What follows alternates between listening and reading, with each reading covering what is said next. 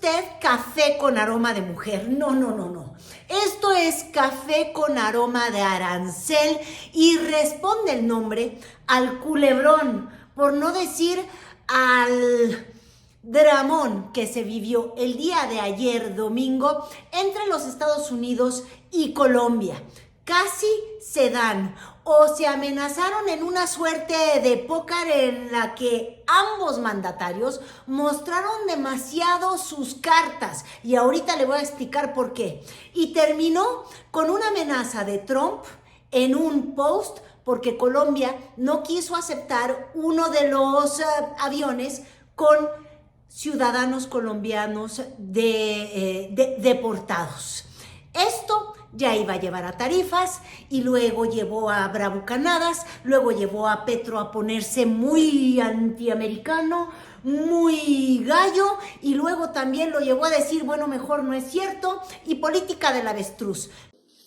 Que hemos superado el impasse con el gobierno de los Estados Unidos.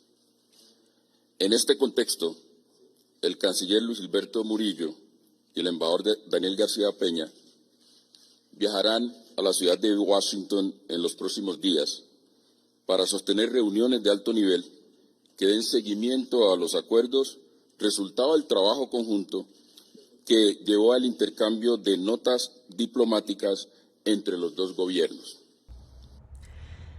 Básicamente, Trump inauguró los tiempos de la diplomacia darwiniana. Efectivamente, la ley del más fuerte. O me respondes o te doy con garrote. Ya no hay zanahoria, solamente hay cañón, garrote y tarifa como respuesta trumpista. Y entonces, por ello, ante la devolución del avión que había enviado la US Army a Colombia con deportados de ese país, y a decir de Gustavo Petro, faltando completamente con las leyes de ese país porque iban en un trato que no es humanitario, es decir, encadenados, en condiciones en las que justamente se faltaba a los derechos humanos. Entonces, Donald Trump dice, Petro, este socialista, que me cae muy mal, nada más faltaba en el subtexto, me ha devuelto a los migrantes y lo hace a pesar de que ya había aceptado las condiciones. Por ello, me dispongo a desarrollar todas estas medidas, entre las que destacaba la de un 25% de arancel para aplicarse desde hoy lunes. Y a esto se sumaba una serie de sanciones que tenían que ver con la cancelación de visado para cercanos del gobierno de Petro y los funcionarios del gobierno de Petro y también cercanos del partido de izquierda que él representa, revisión de cuentas, lo que iba a suspender o paralizar por ejemplo, sistemas de pagos como el propio YouTube para quienes están en Colombia o el PayPal, y una serie de medidas draconianas, por no decir trumpinianas, que son simplemente la diplomacia la impongo yo porque puedo yo. Y por eso horas después, aunque Gustavo Petro primero dio respuestas duras, brutales en Twitter, en las que incluso publica este texto extensísimo hablando de que él no quiere viajar a Washington, los escritores que sí admira, lo que sí le gusta de la cultura estadounidense, pero si nos detenemos en este párrafo en el que llama esclavista blanco a Donald Trump, le dice que se va a topar con la pared, que él es un necio, que él no se sobaja, que él no suelta. Y todo este dramón, culebrón colombiano-americano, lo estábamos viendo en tiempo real, en pleno domingo, entre un partido de fútbol y un partido de americano. De verdad, era una cosa que tenía a todo el mundo viendo como dos mandatarios, uno que representa a la derecha, a esta derecha además que viene muy envalentonada y muy empoderada con estas ansias de librarse de lo que no creen que debe de estar en sus países, con una narrativa que roza en todo momento con las falsedades, porque insisto, hemos estado viendo a lo largo de los últimos 8 días, está cumpliendo 8 días, pero bueno, de los últimos 8 días, tanto las agencias como el ICE, que han subido estos reportes, primero, con la cifra de migrantes que se deportan todos los días y con imágenes de personas, justamente en lo que argumentaba Gustavo Petro, faltadas en sus derechos humanos porque vienen esposadas y porque además vienen acusados la mayoría de ser criminales, o ni siquiera la mayoría, dicen nos deshacemos de los criminales, pero hasta ahora no tenemos claro realmente cuáles son los migrantes, los criminales devueltos a los países. Pareciera que el crimen es no tener documentos en los Estados Unidos y por eso estas expulsiones. Y entonces les decía yo, una narrativa del miedo, del pánico, con el ICE además anunciando redadas, anunciando vuelos de deportaciones, agradeciéndole incluso a México que se han aceptado los vuelos que nos hacen sentir que son masivos hacia nuestras naciones. Y justo por eso, el día de hoy en la conferencia del pueblo, la de Claudia Sheinbaum, le hacen la pregunta. Bueno, pareciera, por lo que se está viendo con las cuentas de la White House, de la Secretary Caroline, quién sabe cuál, y del ICE, que están haciendo una purga y que están saliendo migrantes, pero de a montón. Y le hacen la pregunta a la presidenta Sheinbaum, que dice, vamos en 4,000 y seguimos la ruta que habíamos tenido en cuanto a deportaciones ya desde el presidente Biden. Es decir, nada nuevo bajo el sol, aunque pareciera por el nivel de inflamación que nos estamos incendiando. Primero, del 20 al 26 de enero se han recibido 4,094 personas, la gran mayoría de ellos mexicanos y mexicanas. Nosotros tenemos, como lo mencioné desde hace unos días, creo que el 21, 22 de enero, a partir de la llamada telefónica que hubo entre el secretario de Estado, Marco Rubio, de Estados Unidos, y el canciller Juan Ramón de la Fuente, tenemos un grupo de trabajo que está trabajando sobre los temas de migración y esperamos que este grupo se amplíe a otros temas que consideramos importantes con el gobierno de Estados Unidos. Son 4 aviones, pero ha habido otras ocasiones en nuestro país que se han recibido 4 aviones civiles que llegaron al Aeropuerto Internacional Felipe Ángeles. ¿Y los casos se mantienen de deportaciones o se han aumentado? Hasta ahora no ha habido un incremento sustantivo, unos días que disminuyó con la entrada del presidente Trump, pero si lo tomamos por semana es un número que en otras ocasiones ha tenido nuestro país. El día de ayer, en el conflicto de los Estados Unidos con Colombia, vimos básicamente como el fin, al menos discursiva, entre mandatarios de la diplomacia. Trump aplica la supremacía o la supremacia, si lo queremos llamar así.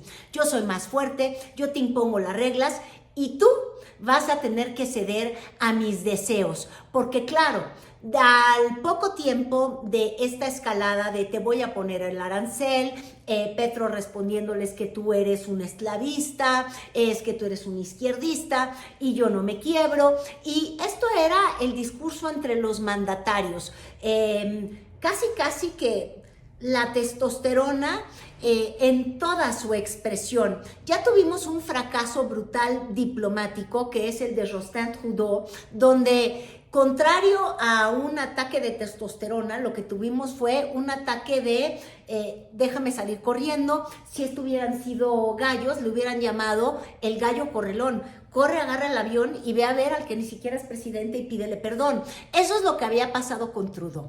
Y le fue mal. Ahora, en el caso contrario, el de Petro, vimos al bravucón decirle yo contigo me doy y luego sale justamente la Cancillería a de alguna manera desactivar este duelo de espaldas plateadas o una espalda roja porque es de la izquierda y una espalda no sé de qué color llamarle, verde militar, de los trumpistas que de pronto se acercan al fascismo, sobre todo si recordamos a Elon Musk. Bueno, el asunto es que salen luego las voces de la diplomacia, de las relaciones exteriores, a decir, ¿sabían qué? Estos andan en el pero nosotros ya nos arreglamos, como si también ya tuviéramos dos canales de comunicación, los que hacen realmente la diplomacia y los que están en la política alimentando a sus propias bases. Seguiremos recibiendo a los colombianos y a las colombianas que retornen en condición de deportados, garantizándoles las condiciones dignas como ciudadanos sujetos de derechos. El gobierno de Colombia, bajo la directriz del presidente Gustavo Petro, tiene dispuesto el avión presidencial para facilitar el retorno de los connacionales que iban a llegar hoy al país en horas de la mañana en vuelos de deportación. Colombia ratifica que se mantendrán los canales diplomáticos de interlocución para garantizar los derechos, el interés nacional y la dignidad de nuestros ciudadanos. Muchas gracias.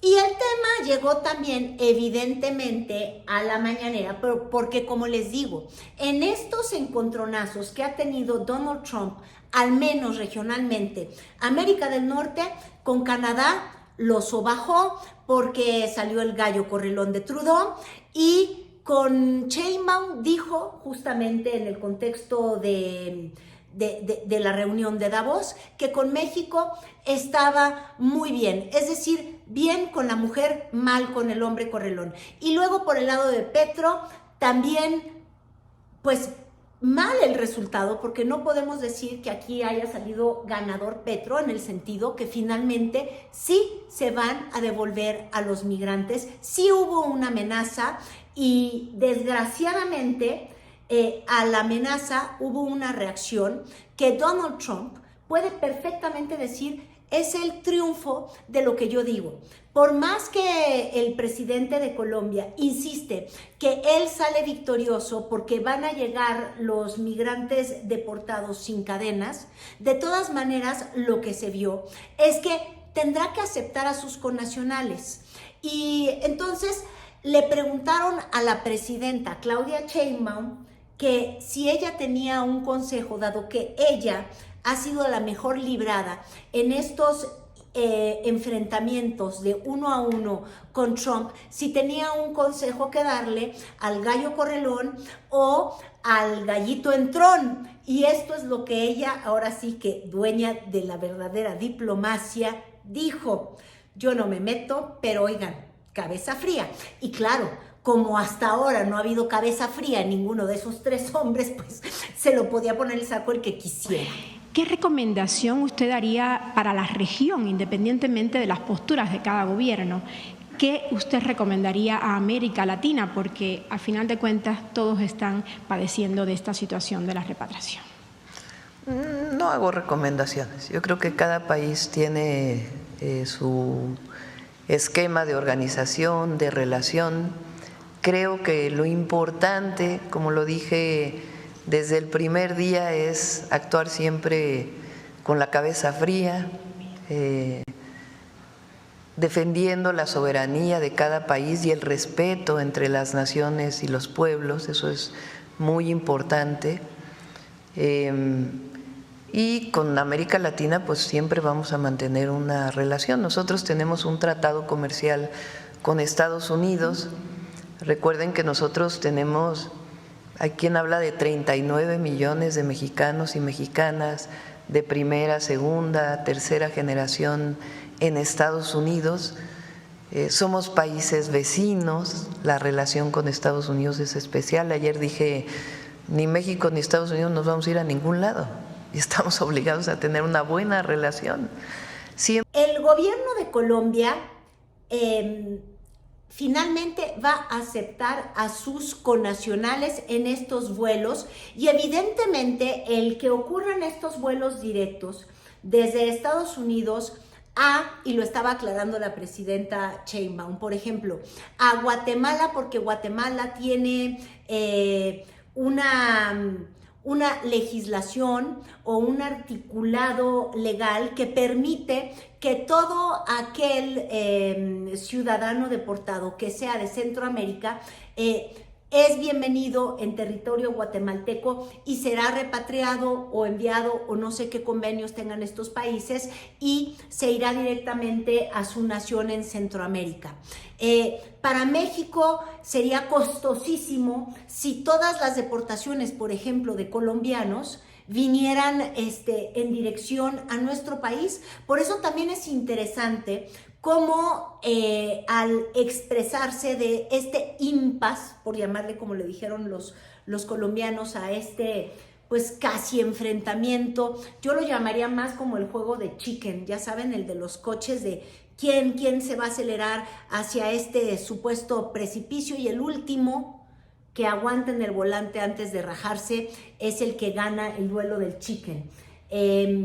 Entonces, ante estos pues conatos, a este juego de chicken, a México no le convendría que de pronto Colombia no acepto a nadie porque entonces van a ser muchos colombianos, que de hecho yo en muchos de mis recorridos que hice, por ejemplo en Tapachula, cuando tuvimos hace unos 8 meses, yo creo, esta crisis que estaban saturados los parques y demás y que trataba Chiapas de enviar pues en autobuses hacia la Ciudad de México y hacia otros lugares a quienes estaban buscando el asilo a través de la CBP One, que ya desapareció. Habían, pero de verdad, cientos y cientos de ciudadanos de Colombia, cientos y cientos de venezolanos, cientos y cientos de personas del África, de Haití. ¿Cómo le podría hacer México, que todavía no tiene acuerdos con estos países, para repatriar y el costo económico? Si se quisieran devolver a sus países que abandonaron porque no les daban las oportunidades. Entonces, ¿qué te hace pensar que quieren volver para allá? O en el otro caso, que decidan que no hay sueño americano, pero que el sueño tiene que ser mexicano.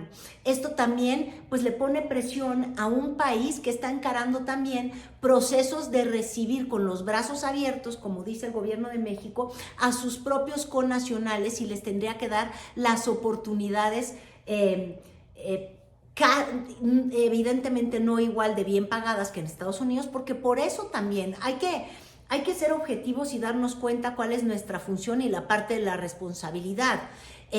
Tantos migrantes que sin documentos se van a Estados Unidos lo hacen porque buscan mucho mejores oportunidades que las que tienen en México, porque se puede lograr lo que ellos llaman el sueño americano, es decir, mejores ingresos, mejor pagado, construir una casa, algo que no es parte de la realidad mexicana en muchas de las comunidades que expulsan tantos migrantes. Pero entonces, yo insisto, la presidenta Sheinbaum hace bien en no querer ni tomar partido ni meterse en un conflicto, porque dentro de todo este entorno donde la diplomacia está ahora sujeta más bien a los caprichos de Trump y al chantaje trumpista, porque es un chantaje, la verdad es que México, siendo el vecino con esta frontera tan grande que ella misma reconoce y dice, teniendo mexicoamericanos de tercera generación, pues no nos vamos a dar el lujo de estar en un pleito. Lo ideal es que exista esta cooperación, que cada país haga lo que le corresponde, porque si se rompe ese equilibrio, va a salir perdiendo el que tenga que pagar el plato roto de un pleito Trump con algún otro mandatario u otra nación. Los migrantes que va a recibir México que no son mexicanos, si se conoce cuántos vendrían, cuánto tiempo permanecerán en México, quién paga su manutención, su traslado a sus países. Es el diálogo permanente que tenemos, no todo está definido. Y repito, hay coordinación desde hace mucho tiempo entre Estados Unidos y México. Recuerden pues que somos vecinos, que hay una historia entre México y Estados Unidos. Hubo una coordinación que se estableció entre el presidente López Obrador y el presidente Trump en su momento, después con la administración Biden, y ahora nos toca a nosotros la primera parte de la administración, o la última parte de la administración Biden y la primera parte de nuestra administración, y ahora la coordinación con el gobierno del presidente Trump. Entonces, hasta ahora ha sido una relación de respeto, de coordinación, de diálogo permanente, mucho diálogo, mucha comunicación, y en estos días se van a seguir estableciendo acuerdos, repetimos, siempre con el respeto que vamos a pedir a nuestra soberanía y buscando la mejor coordinación posible. En el caso de personas que no son mexicanas y mexicanos, también hay coordinación previa y Estados Unidos está teniendo una comunicación también fluida con otros gobiernos, particularmente de Centroamérica. Pues básicamente lo que pudimos ver es que el episodio del fin de semana se convirtió en un duelo de testosteronas. Y quizás por eso el país que mejor lo ha librado, porque como ha insistido la presidenta Sheinbaum, lo que se requiere es cabeza fría y lo que se requiere es la realidad y no la narrativa, hemos salido mucho mejor librados. Y ante la posibilidad de este llamado de emergencia que hizo la presidenta de Honduras, Xiomara Castro, si bien estoy en su apellido, pues dijo Sheinbaum que aún no sabemos si se asiste. Vamos a esperar, le pedí al canciller que averiguara exactamente lo que sabemos nosotros. Tuvo ayer algunas conversaciones, el canciller Juan Ramón de la Fuente. Nos vamos a ver hoy en un rato, damos seguimiento permanente, en particular al tema de la migración y la repatriación de las y los mexicanos. Ahí vamos a ver este tema de cómo está planteada la reunión de la CELAC y si participaría personalmente o a través del canciller o de algún otro compañero, para ver pues cuáles son las consideraciones de esta reunión.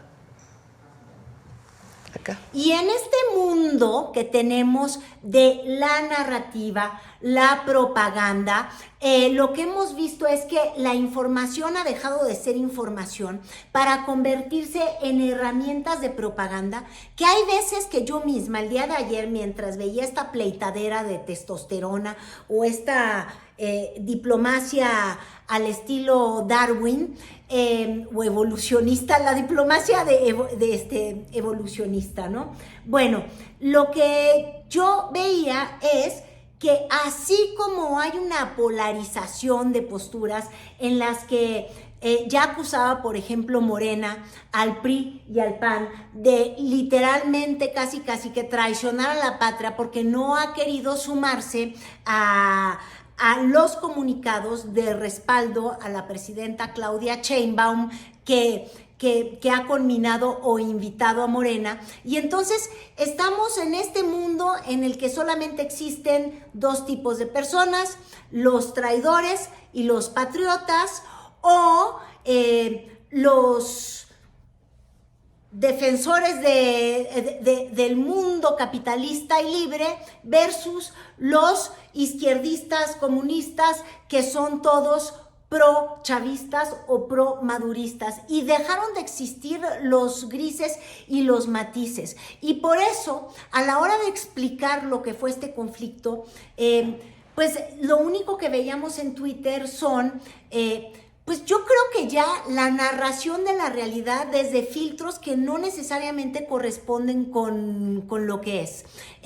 Por el bando de quienes simpatizan con el trumpismo, diciendo a Petro le pasaron por encima, lo doblaron, lo vencieron y Trump, qué fregón y demás. Pero estoy hablando incluso de analistas que son...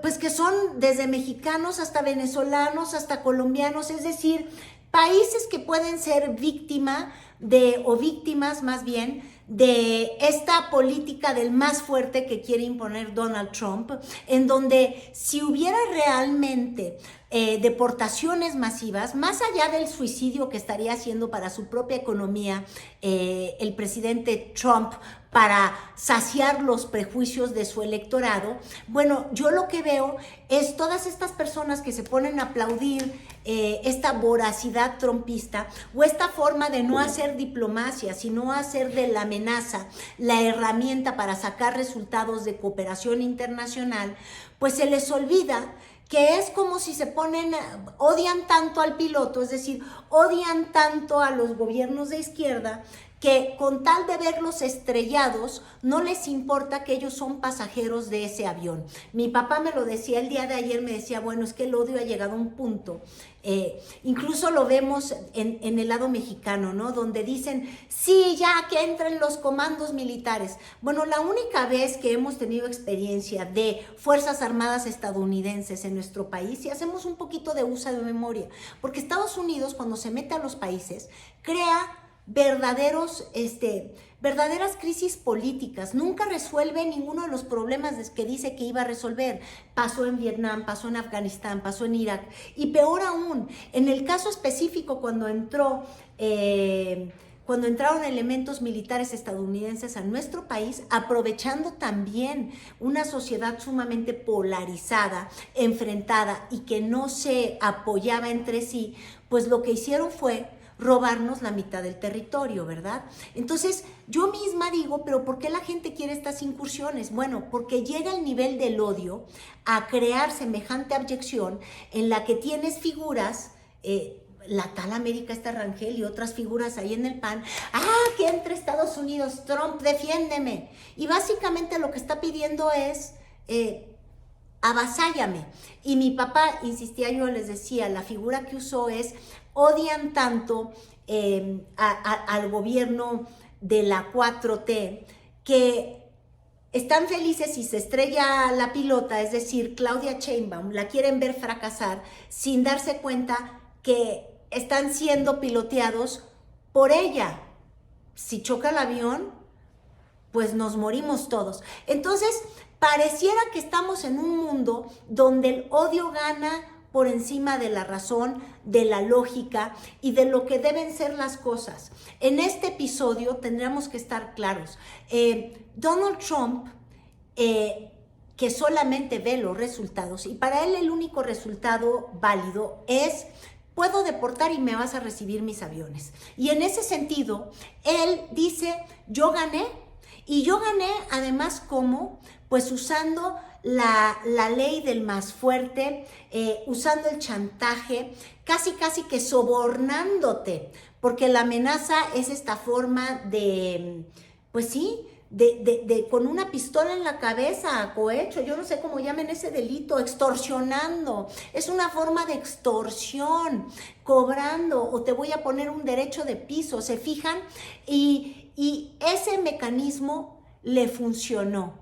Y entonces lo que es muy grave es que se sienta un precedente donde Trump siente que usando el chantaje va a salir victorioso. Y eso no es una buena noticia. Tan no es así que el propio gobierno de Colombia tuvo que reconocer, bueno, esto ya es así, ¿ven?